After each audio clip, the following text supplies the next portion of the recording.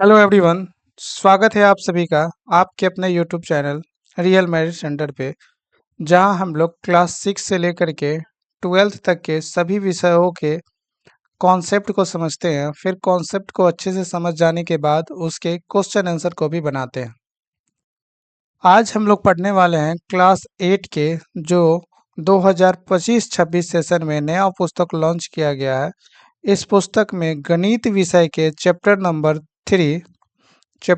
3 में एक्सरसाइज 3.4 को हमने एक्सरसाइज 3.1 से लेकर के 3.4 तक 3.3 तक कंप्लीट कर चुका है। आज हम लोग 3.4 को देखेंगे। अगर आपने एक्सरसाइज 3.1 से लेकर के 3.3 तक नहीं देखा है तो आप इस वीडियो के डिस्क्रिप्शन में जाकर के देख सकते हैं। प्यारे विद्यार्थियों, 3.3 को देखना इसलिए आवश्यक है क्योंकि 3.4 में उससे रिलेटेड बहुत सारे प्रश्न इसमें बताए जाएंगे। आपको सभी मूल कॉन्सेप्ट को 3.3 में बताए गए हैं। आपको इस चैप्टर में एक्सरसाइज 3.4 में आपको वही बताए जाएंगे, वही कॉन्सेप्ट को समझाया जाएगा जो इस चैप्टर में यूज होगा। ओके। एक चीज़ और, यदि आप इस यूट्यूब चैनल पे नए हैं तो चैनल को सब्सक्राइब कर दे, बेल आइकन को दबा दे, ताकि सभी वीडियो का नोटिफिकेशन आपको मिलता रहे और आप अपने पढ़ाई में चार चांद लगा सके और अपनी तैयारी को द बेस्ट कर सके। ये आपका पीला वाला किताब है जो इस वर्ष लॉन्च किया गया है 2025-26 सेशन में। ये किताब है, ठीक है। इस किताब में क्या हुआ कि पहले पुराने वाले किताब में 16 चैप्टर थे, अब इसमें केवल 13 चैप्टर है। ठीक है, 3 चैप्टर इसमें से हटा दिए गए हैं। क्वेश्चन पुराने वाले अलग थे और इस बार क्वेश्चन को भी क्या किया गया है, चेंज कर दिया गया है, क्वेश्चन को भी बदल दिया गया है। ठीक है, तो चलिए आज की कक्षा प्रारंभ करते हैं। प्यारे विद्यार्थियों, हमने पिछली कक्षा में पढ़ा था चतुर्भुज के बारे में कि चतुर्भुज होता कितने प्रकार का है। ठीक है, तो आपने जाना था कि चतुर्भुज मुख्य रूप से 6 प्रकार का हमें पढ़ना था, जिसमें पहला था क्या, समलंब। ओके, समलंब चतुर्भुज, जिसे इंग्लिश में हम लोग कहते हैं ट्रेपिज्म। दूसरा था पतंग, जिसको हम लोग काइट कहते हैं। ठीक है, पतंग भी क्या होता है, एक चतुर्भुज होता है जिसे हम लोग काइट बोलते हैं। फिर हमने पढ़ा था समांतर चतुर्भुज, समांतर चतुर्भुज, ठीक है, जिसे हम लोग पैरेललोग्राम कहते हैं। फिर चौथा, देखिए हमने इन तीनों को, समलंब, पतंग और समांतर को एक्सरसाइज 3.3 में पढ़ चुका है। आज हम लोग पढ़ेंगे एक्सरसाइज 3.4 में समचतुर्भुज के बारे में, समचतुर्भुज के बारे में और आयत के बारे में और वर्ग के बारे में। ठीक है, आज हम लोग इन 3 चीजों के बारे में पढ़ेंगे, समचतुर्भुज, आयत और वर्ग। समचतुर्भुज को इंग्लिश में रोम्बस बोलते हैं, रोम्बस बोलते हैं। ठीक है, आयत को तो रेक्टेंगल बोलते हैं और इसे हम लोग स्क्वायर बोलते हैं, आप लोग तो जानते ही हैं। ठीक है, हम लोग समचतुर्भुज, आयत और वर्ग को पढ़ेंगे और यही आपके इस अध्याय में इसका यूज होगा और इसी से रिलेटेड प्रश्न आपका आएगा। अगर आपने इन तीनों को नहीं पढ़ा है, समलंब, पतंग और समांतर चतुर्भुज, तो आप एक्सरसाइज 3.3 के पार्ट 1 में जाकर के देखेंगे तो आपको इन तीनों चीज़ों के बारे में कॉन्सेप्ट को समझाया गया है कि आखिर समलंब के होता क्या है, किसी भी आकृति को देखकर हम कैसे बता सकते हैं कि यह समलंब चतुर्भुज होगा कि नहीं होगा। ठीक है, तो चलिए आज की कक्षा प्रारंभ करते हैं। सर्वप्रथम हम देखते हैं समचतुर्भुज के बारे में कि समचतुर्भुज होता क्या है। ठीक है, आप यहाँ पे ये फोटो देख रहे हैं, ये फिगर देख रहे हैं, क्या आप हमें बता सकते हैं कि इसकी लंबाई जितना है उतना ही इसकी लंबाई होगी फोटो देखने से? तो आप कहेंगे बिल्कुल होंगे। ठीक है, फिर अगर हम देखते हैं, आपसे पूछे कि जितना लंबाई इसका है उतना ही लंबाई क्या इसका भी होगा? तो आप कहेंगे बिल्कुल होगा। तो आप ये समझ पा रहे हैं क्या कि समचतुर्भुज में सभी भुजाएं क्या होती है, बराबर होती है। समचतुर्भुज के सभी भुजाएं क्या होती है, बराबर होती है। ओके, दूसरा, समचतुर्भुज के कोण, समचतुर्भुज के कोण भी क्या होते हैं, आपस में बराबर होते हैं। और इसके जो विकर्ण होते हैं वो समद्विभाजक होते हैं। देखिए ए से सी तक एक विकर्ण है और दूसरा विकर्ण क्या है, डी से बी तक है विकर्ण, ठीक है। तो ये विकर्ण ओ बिंदु पर एक दूसरे को क्या करता है, समद्विभाजित करता है। तो ए सी बराबर क्या हो जाएगा, ए ओ प्लस ओ सी। आप ये भी जानते हैं कि ओ ए बराबर ओ सी होगा, क्योंकि दोनों विकर्ण को समद्विभाजित करता है। इसका मतलब ये है कि जितना लंबाई यहाँ से यहाँ तक होगा उतना ही लंबाई यहाँ से यहाँ तक होगा इसका विकर्ण का, ठीक है। तो आप समझ पा रहे हैं क्या कि समचतुर्भुज के विकर्ण क्या होते हैं, समद्विभाजक होते हैं और लंबवत भी होता है। ये लंबवत है, ठीक है। यहाँ पे 90 का भी कोण बनेगा, ठीक है। लंबवत भी होता है और समद्विभाजक भी होता है। देखिए कह रहा है क्या कि समचतुर्भुज में सभी भुजाएं बराबर होती है, ठीक है। सम्मुख कोण बराबर होता है। सम्मुख कोण आप समझ पा रहे हैं, यहाँ का कोण इस कोण के बराबर होगा और ये कोण इस कोण के बराबर होगा, इसे सम्मुख कोण कहते हैं। ये बराबर होता है। सम्मुख भुजा समांतर होते हैं, अर्थात ये वाला भुजा इस भुजा के समांतर है और ये भुजा इस भुजा के समांतर है, ठीक है। तो सम्मुख भुजा क्या होता है, समांतर होता है। विकर्ण एक दूसरे को समकोण पर समद्विभाजित करते हैं, अर्थात ये बात हुआ कि यहाँ जो इससे जो ये विकर्ण है ये एक दूसरे को क्या करता है, समकोण पर समद्विभाजित करता है, अर्थात ये समकोण बनाता है, ठीक है ना। तो अर्थात आप ये समझ रहे हैं समद्विभाजक करेगा तो इसका मतलब AO बराबर OC हो जाएगा। यहाँ से यहाँ तक की जो लंबाई होगी ये लंबाई इस लंबाई के बराबर हो जाएगा, ठीक है। और BO बराबर OB हो जाएगा, सॉरी DO बराबर OB हो जाएगा। ये आपके समचतुर्भुज में होंगे। नेक्स्ट हम लोग देखते हैं आयत, ठीक है। आप यहाँ पे देख पा रहे हैं कि ये क्या है, एक आयत है और इस आयत में आमने सामने की भुजा, ये भुजा इस भुजा के बराबर और ये भुजा इस भुजा के बराबर होगा। आयत की खास बात यह है कि इसमें सभी कोण, चारों अंतःकोण कितना डिग्री का होता है, 90 डिग्री का होता है, ठीक है।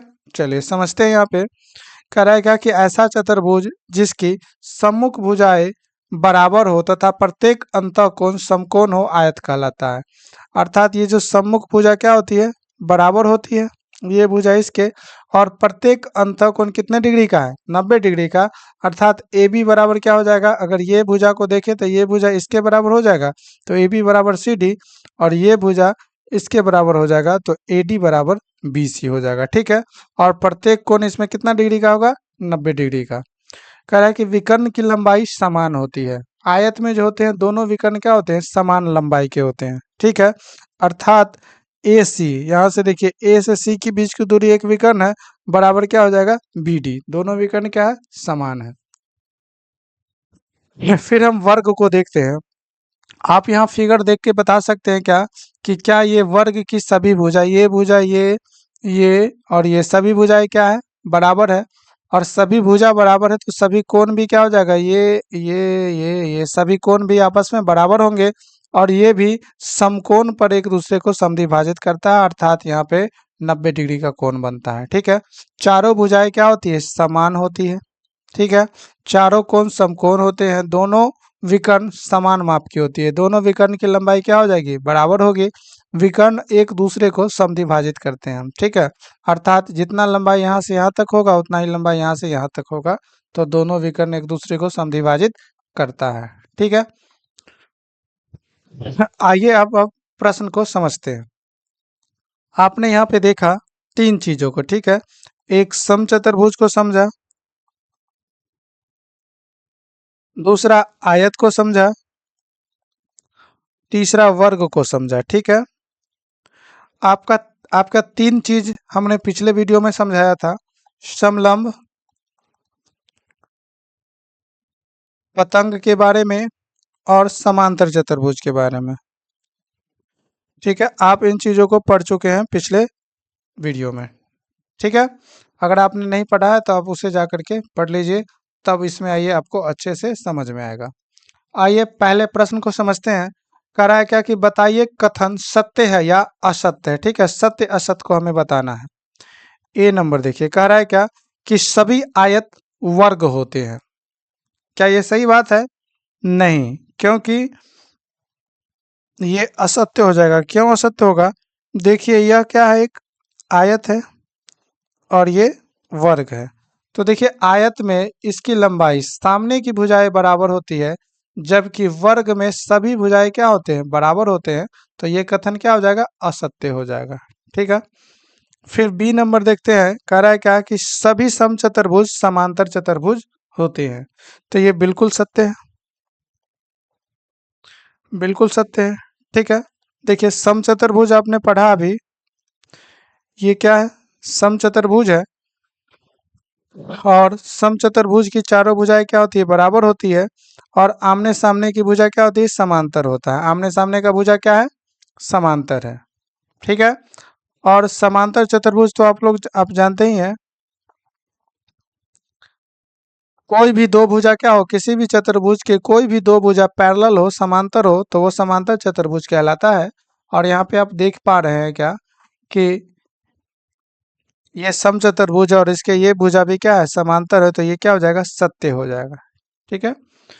सी नंबर में क्या कह रहा है कि सभी वर्ग समचतुर्भुज और आयत भी होता है। चतुर्भुज और आयत भी होते हैं, बिल्कुल सही होगा।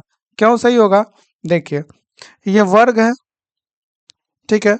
वर्ग के सभी भुजाएं बराबर है। फिर हम देखते हैं ये, तो ये क्या है, समचतुर्भुज है। तो समचतुर्भुज के भी सभी भुजाएं क्या होती है, बराबर होती है। तो सभी वर्ग समचतुर्भुज कहलाएगा। ठीक है। और सभी वर्ग आयत भी कहलाएगा, क्योंकि वर्ग एक आयत भी होता है। ठीक है। तो ये सी नंबर भी क्या हो जाएगा, सत्य हो जाएगा। फिर अगर हम डी में देखते हैं, तो सभी वर्ग समांतर चतुर्भुज नहीं होता है। तो डी नंबर क्या हो जाएगा, असत्य हो जाएगा। हमने उस समय, क्योंकि सभी वर्ग समांतर चतुर्भुज होते हैं। देखिए ये वर्ग है और ये समांतर चतुर्भुज है, मान लेते हैं। ठीक है। चलिए यहाँ पे फोटो बना के आपको समझाते हैं। ये वर्ग है, ठीक है, और ये हमारा क्या है, समांतर चतुर्भुज है। तो देखिए ये वाला भुजा, ठीक है, ये भुजा इसके समांतर है, ये भुजा इसके समांतर है ना, और ये भुजा इसके समांतर है। तो देखिए दोनों भुजा समांतर है, लेकिन यहाँ पर क्या कर रहा है कि समांतर चतुर्भुज नहीं होता है। तो ये असत्य हो जाएगा। फिर हम ई में देखते हैं क्या कि सभी पतंगे समचतुर्भुज होती है। ठीक है। तो क्या सभी पतंग समचतुर्भुज होगा, नहीं होगा। क्यों, क्यों नहीं होगा, देखिए ये एक पतंग का फोटो है और ये एक समचतुर्भुज का होता है। आप जानते हैं समचतुर्भुज में चारों भुजाएं बराबर होती है, जबकि पतंग में आसन्न भुजा बराबर होता है। ये भुजा इस भुजा के बराबर और ये भुजा इस भुजा के बराबर है, इसलिए क्या हो जाएगा, ये असत्य हो जाएगा। फिर एफ में देख लेते हैं, सभी समचतुर्भुज पतंग होते हैं। तो बिल्कुल सही बात है भाई। ये देखिए ये क्या है, एक समचतुर्भुज है, ये भुजा ये सभी बराबर है। ठीक है। पतंग को भी आप सभी भुजा को बराबर कर सकते हैं, उस पर कोई दिक्कत नहीं है। ठीक है। फिर भी पतंग आपका आसमान में उड़ेगा ही उड़ेगा। ठीक है। तो इसलिए क्या हो जाएगा, ये सत्य हो जाएगा। ठीक है। सभी समचतुर्भुज की चारों भुजाएं क्या होती है, बराबर होती है। इसीलिए वह पतंग की परिभाषा को दो बराबर भुजाओं की जोड़ी को पूरा करता है। ठीक है। आप जानते हैं कि पतंग का क्या डिफिनेशन है कि इसमें दो भुजाएं क्या होती है, बराबर होती है। तो यहाँ भी ये दो भुजा बराबर है, फिर ये दो भुजा भी बराबर होती है, तो यहाँ भी ये दो भुजा बराबर है। तो इसके परिभाषा को सत्यापित कर रहा है, इसलिए क्या हो जाएगा, सत्य हो जाएगा। ठीक है। अब एफ के बाद हम जी नंबर देखते हैं। जी में क्या कह रहा है, सभी समांतर चतुर्भुज समलंब होते हैं। ठीक है। आपने पिछली कक्षा में समलंब के बारे में पढ़ा था, अगर नहीं जानते हैं तो हम आपको बता देते हैं, ध्यान से सुनिएगा।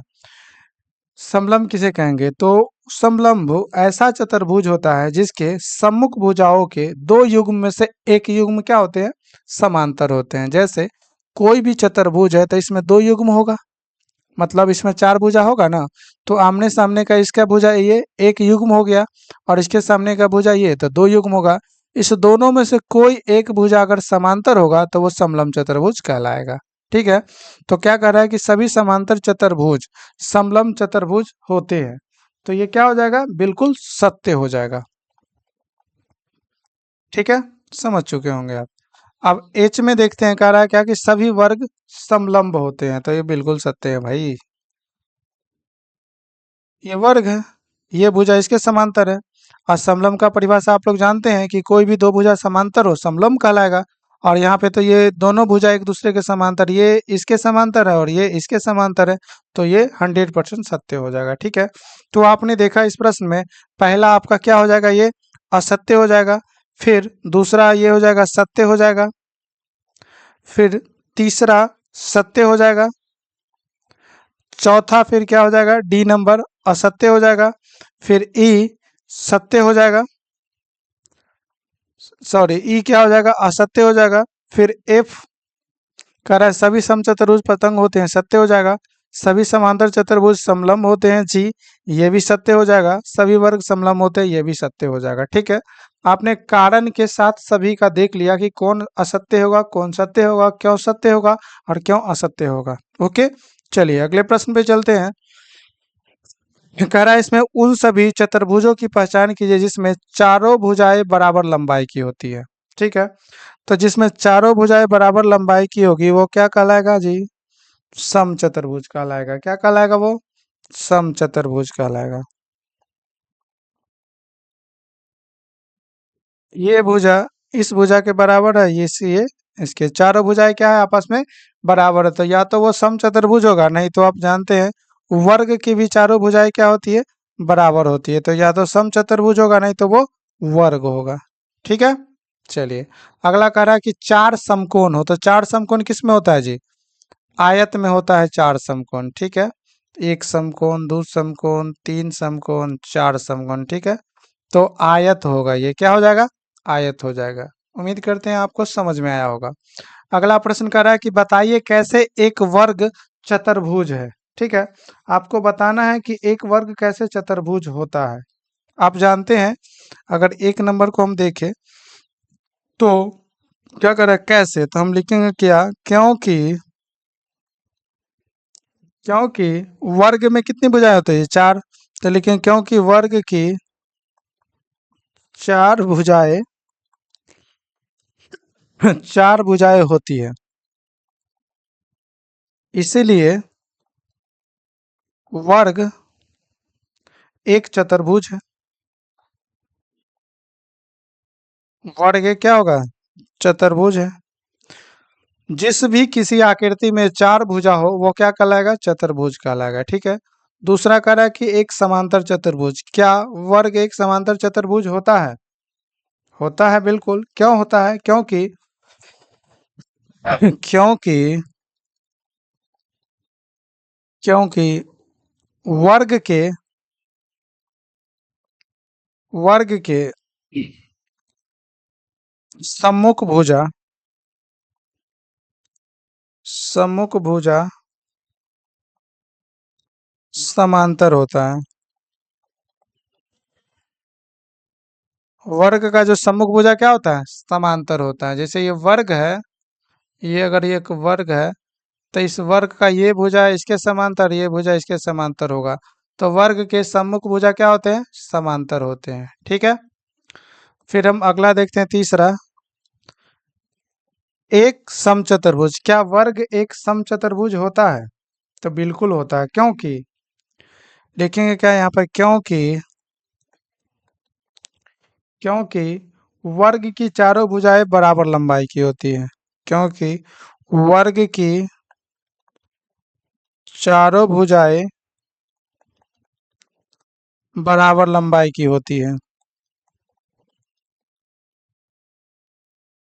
बराबर लंबाई की होती है। वर्ग में चार भुजा होता है और चारों भुजा बराबर लंबाई की होती है, और समचतुर्भुज में चार भुजाएं होती है और चारों भुजाएं इसकी भी क्या होती है समान लंबाई की होती है, इसलिए हम कह सकते हैं क्या कि एक वर्ग समचतुर्भुज होता है। फिर हम देखते हैं क्या कि एक वर्ग आयत होता है, तो हाँ जी बिल्कुल आयत होता है, क्योंकि आप जानते हैं कि वर्ग के सभी अंतःकोण सभी अंतःकोण 90 के होते हैं, 90 डिग्री के होते हैं।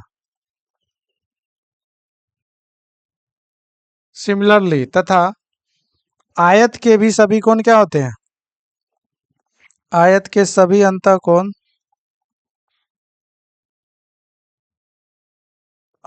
भी 90 डिग्री के होते हैं।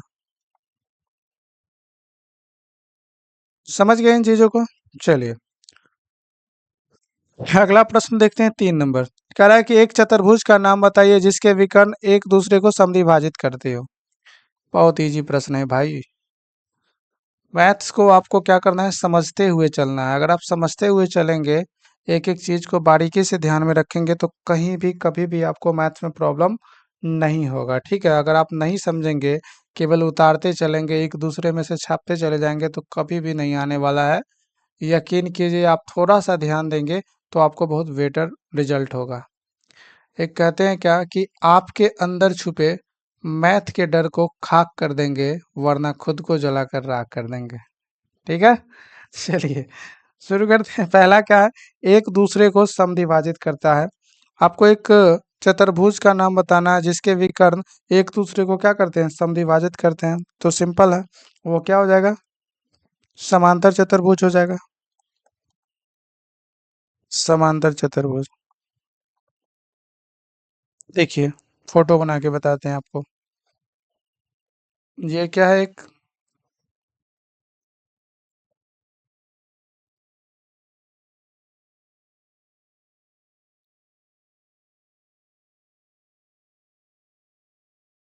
समांतर चतुर्भुज है, और समांतर चतुर्भुज के जो विकर्ण होते हैं एक दूसरे को क्या करते हैं, समद्विभाजित करते हैं। ठीक है, देखिए यहाँ एक दूसरे को क्या किया, समद्विभाजित, मतलब यहाँ से यहाँ तक जितना लंबाई इसका है उतना ही लंबाई इसका भी है। ठीक है, फिर जितना लंबाई इसका है उतना ही लंबाई इसका भी है। तो समांतर चतुर्भुज के विकर्ण एक दूसरे को क्या करते हैं, समद्विभाजित करते हैं। दूसरा, एक दूसरे पर लंब समद्विभाजक हो। ठीक है, एक दूसरे पर लंब समद्विभाजक होगा तो वो कौन हो जाएगा, समचतुर्भुज हो जाएगा। आपने सभी चतुर्भुज के कॉन्सेप्ट को अभी पढ़ा है ऊपर। ठीक है, समचतुर्भुज होगा। ठीक है ना, देखिए समचतुर्भुज के जो विकर्ण होते हैं एक दूसरे को केवल समद्विभाजित ही नहीं करते हैं, बल्कि 90 डिग्री का भी कोण बनाते हैं। ठीक है, आप जानते हैं कि समचतुर्भुज में सभी भुजाएं क्या होती है, समान होती है। ठीक है, तो समचतुर्भुज की सभी भुजाएं क्या हो जाएगी, समान हो जाएगी।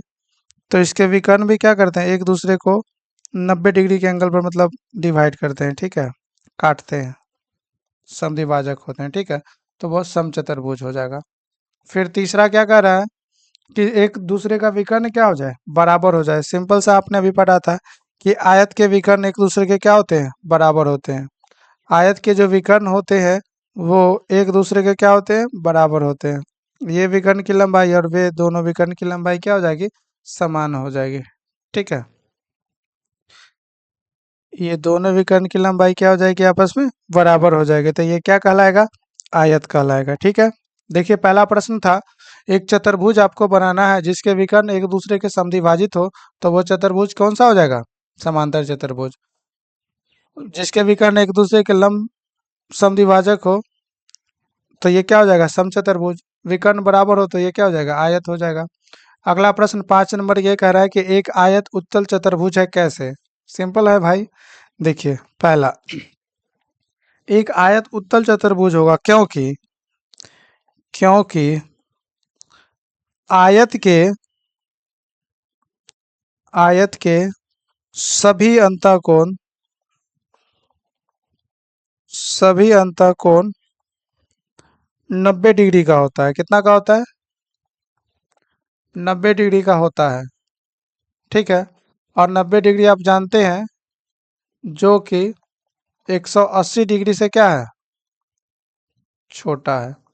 जो कि 180 डिग्री से छोटा है, इससे यह पता चलता है, 100 छोटा से बेहतर शब्द होगा यहाँ पे कम लिख देते हैं। ठीक है, 180 डिग्री से कम है। इससे यह पता चलता है इससे यह पता चलता है इससे यह पता चलता है कि आयत एक उत्तल चतुर्भुज है।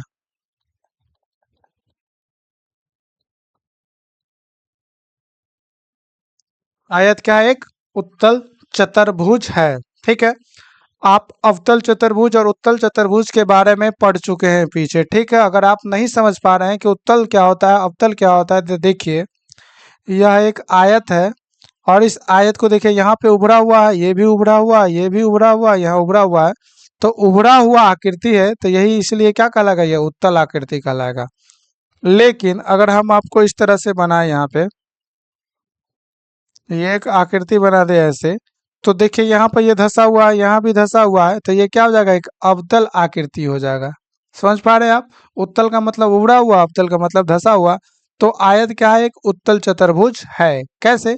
क्योंकि देखिए यहाँ पे भी 90 का कोण है, यहाँ भी 90 है और यहाँ भी 90 है। तो जहां भी आपको 90 का कोण दिखाई दे, इसका मतलब ये कोना बनेगा, और कोना क्या होता है, उभरा हुआ होता है। कोना क्या होता है, उभरा हुआ होता है। ठीक है। या फिर दूसरा हम इसमें ये लिख सकते हैं कि आयत के जो विकर्ण होते हैं वो अंदर की ओर होते हैं। ठीक है, इसलिए यह उत्तल चतुर्भुज है। आयत के विकर्ण, आयत के विकर्ण अंदर की ओर होते हैं।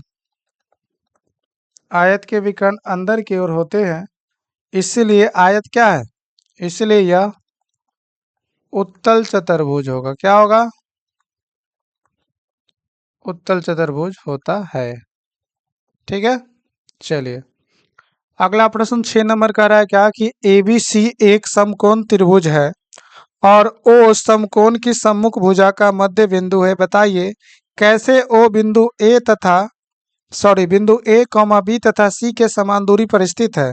ठीक है, आपको ये बता देना है। ठीक है, आपको सिंपल ये प्रश्न समझिए, ये है कि ए ओ मतलब यहाँ से यहाँ तक की लंबाई, यहाँ से ये लंबाई और ये लंबाई आपस में क्या है, समान दूरी पर स्थित है। मतलब बी से ओ की दूरी, ए से ओ की दूरी, सी से ओ की दूरी, सब दूरी क्या है, बराबर है। यही आपको क्या करना है, इसमें साबित करना है। तो बहुत इजी है भाई, हमने पहले ही कहा था कि मैथ एकदम धुआं धुआं कर देना है। ठीक है, सर्वप्रथम हम यहाँ पे क्या लिखेंगे, हमें क्या क्या दिया हुआ है कि त्रिभुज, त्रिभुज ए बी सी एक समकोण त्रिभुज है। क्या है, एक समकोण त्रिभुज है,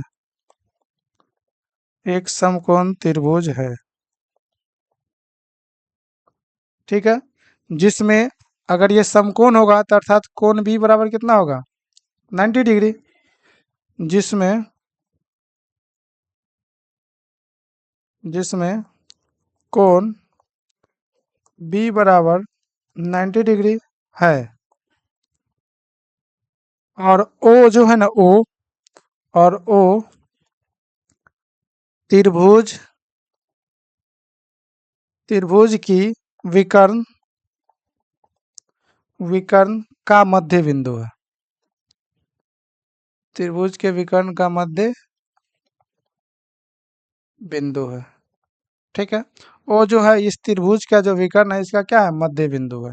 ठीक है, और हमने क्या किया कि एक इस तरह से इस डॉट खींच करके और इस त्रिभुज को हमने एक आयत बना लिया। ठीक है, और अब जानते हैं तो ए बी सी डी क्या है, एक आयत है। ए बी सी डी क्या है, एक आयत है। ठीक है, अगर ये आयत है तो आयत, आयत में आप लोग जानते हैं कि आमने सामने की भुजा की लंबाई क्या होती है, बराबर होती है। ठीक है, तो हमने क्या किया कि इस BC के समांतर AD एक रेखा खींचा ऊपर। हम यहाँ पे लिखेंगे BC बराबर हो जाएगा क्या, AD, और ब्रैकेट में लिखेंगे कि BC के बराबर AD एक रेखा खींचा,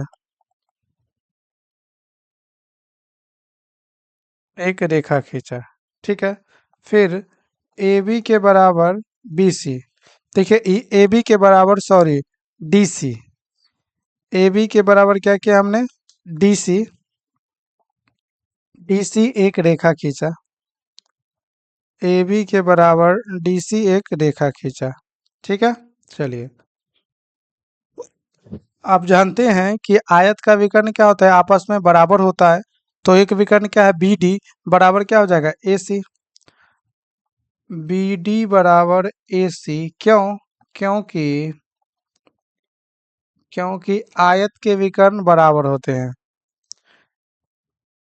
आयत के विकर्ण बराबर होते हैं। आयत के विकर्ण क्या होते हैं, बराबर होते हैं। ठीक है। अगर हम यहाँ पे देखें बी डी की लंबाई बताएं तो बी डी बराबर क्या हो जाएगा, B O plus O D. ठीक है। या फिर ये भी देख सकते हैं हम लोग कि बी ओ, यहाँ से यहाँ तक की लंबाई और यहाँ से यहाँ तक की लंबाई आपस में क्या हो जाएगा, बराबर हो जाएगा। ठीक है। तो B O plus O D हो जाएगा क्या, बी डी बराबर। ठीक है। फिर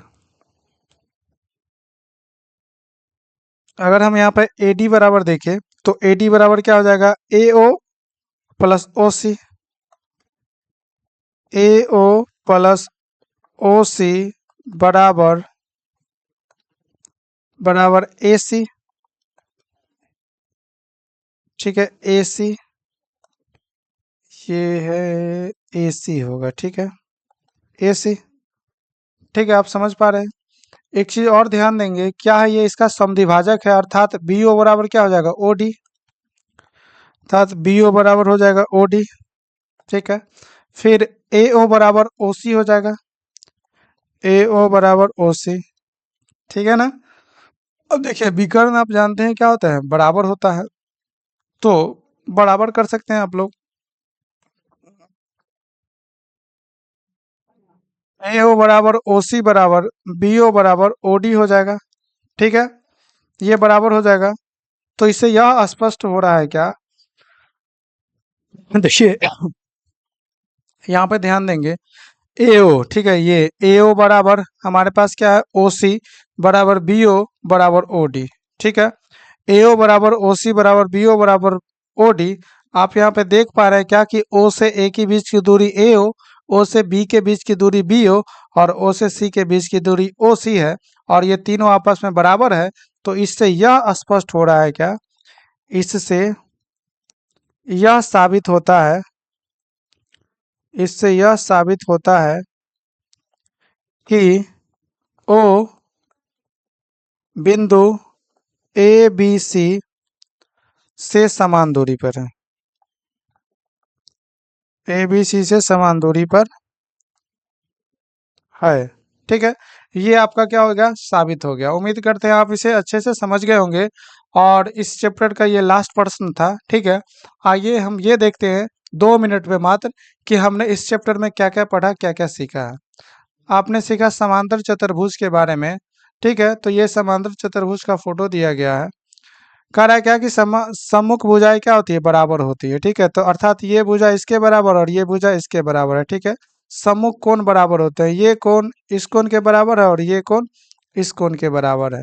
विकर्ण एक दूसरे को समद्विभाजित करते हैं। ठीक है, जो जो विकर्ण क्या करता है, एक दूसरे को समद्विभाजित करता है, अर्थात यहाँ से यहाँ तक की लंबाई इस लंबाई के बराबर हो जाएगा और यहाँ से ये लंबाई इस लंबाई के बराबर हो जाएगा। तो विकर्ण एक दूसरे को समद्विभाजित करता है, आप इसे समझ चुके होंगे। अगला क्या है, समचतुर्भुज। तो समचतुर्भुज में कह रहा है क्या कि समांतर चतुर्भुज के सभी गुण इसमें होते हैं। समांतर चतुर्भुज के कौन कौन गुण है, ये भुजा इसके समांतर है और इसके सभी कोण क्या है, आमने सामने का कोण बराबर होता है, ये इसके बराबर है। ठीक है, और इसके विकर्ण एक दूसरे को समद्विभाजित करते हैं, तो ये सत्य है। विकर्ण परस्पर समद्विभाजित करने के साथ साथ क्या होता है कि लंब भी होता है, अर्थात ये भी 90, ये भी 90, ये भी 90, 90 होता है। ठीक है, अब हम समझेंगे आयत में। आप जानते हैं समांतर चतुर्भुज के सभी गुण इसमें होते हैं। ठीक है, जो आपने ऊपर पढ़ा समांतर चतुर्भुज के बारे में, आमने सामने की भुजा लंबवत होती है। ठीक है, प्रत्येक कोण बराबर होता है और सम्मुख कोण क्या होते हैं, बराबर होते हैं, तो ये कोण इसके बराबर हो जाएगा, ये सभी इसमें आते हैं। प्रत्येक कोण समकोण होता है, विकर्ण इसका क्या होता है, बराबर होता है, अर्थात यहाँ से यहाँ का एक विकर्ण और ये विकर्ण, दोनों विकर्ण क्या होते हैं, आपस में बराबर होते हैं। वर्ग में देखेंगे, वर्ग क्या है, एक समांतर चतुर्भुज है, समचतुर्भुज है और आयत भी है। ठीक है, आपने इसे पीछे पढ़ चुका है। वर्ग में 4 भुजाएं होती है, 4 कोण होती है, चारों भुजा आपस में बराबर होते हैं, चारों कोण भी आपस में बराबर होते हैं और इसके विकर्ण भी आपस में बराबर होता है। ठीक है, पतंग में देखेंगे, कह रहा है कि विकर्ण एक दूसरे के लंब होते हैं। ठीक है, विकर्ण एक दूसरे पर समद्विभाजित होते हैं, इसके विकर्ण क्या होता है, एक दूसरे पर क्या है, लंब है। ठीक है, अर्थात ये 90 का कोण बना रहा है और एक दूसरे को समद्विभाजित कर रहा है, और ये भुजा इसके बराबर और ये भुजा इसके बराबर होता है पतंग में, आप समझ चुके होंगे। ठीक है, ये आपका एक्सरसाइज 3.1 से लेकर के एक्सरसाइज 3.4 तक हमने पूरा कंप्लीट कर चुका है। ये आप बुक आपका 2025-26 सेशन में जो लॉन्च किया गया है वो बुक है, ठीक है। उम्मीद करते हैं आपको अच्छा लगा होगा। अगर वीडियो अच्छा लगता है तो लाइक करें वीडियो को, अपने दोस्तों के साथ शेयर करें और हमें कमेंट करके बताएं कि आपको क्या क्या अच्छा लगता है और क्या इसमें इम्प्रूवमेंट की आवश्यकता है, इसमें क्या आपको कमी लगता है, ठीक है। फिर चलिए मिलते हैं फिर अगले वीडियो में। अगले वीडियो में आप लोग चैप्टर नंबर 4 को पढ़ेंगे, जिसमें आंकड़ों का प्रबंधन आपको पढ़ाया जाएगा, ठीक है। उम्मीद करते हैं आपने चैप्टर 1 से लेकर के चैप्टर 3 तक पूरा कंप्लीट कर चुका होगा। अब अगले दिन पढ़ते हैं हम लोग चैप्टर 4 को। तब तक के लिए जय हिंद, मिलते हैं अगले वीडियो में।